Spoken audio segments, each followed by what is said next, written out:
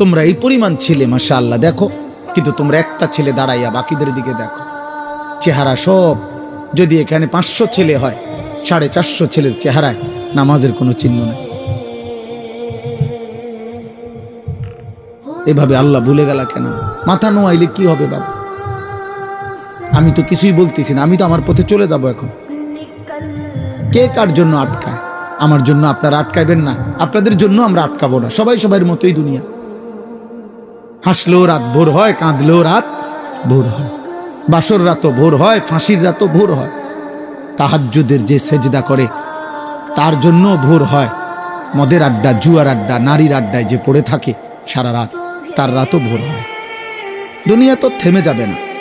সূর্য উঠবে, চাঁদ উঠবে, রাত আসবে, দিন আসবে, আলো আসবে, অন্ধকার আসবে। 25 সাল 26 সাল হয়েছে, 26 আবার 27 হবে, জানুয়ারি ফেব্রুয়ারি হবে, শনিবার রবিবার হবে, সকাল দুপুর হবে।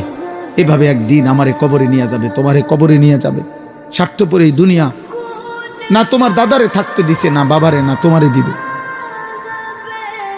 ফেরাউন রে দেয় নাই, নমরুদ রে থাকতে দেয় না, আবার ইমানদারকেও তো থাকতে দেয় না। দুনিয়াতে আব্দুল কাদের জিলানিও থাকে নাই, ফেরাউনও থাকে না,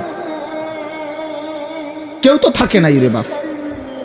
এত সহজে আল্লাহ তাআলা আমাদেরকে ইসলামের পরিচয় দেওয়ার পরও আমরা যদি ভুলে যাই, এর চাইতে বড় দুঃখ, খোদার কসম, কিয়ামতের দিন এর চাইতে বড় আফসোস আর থাকবে না।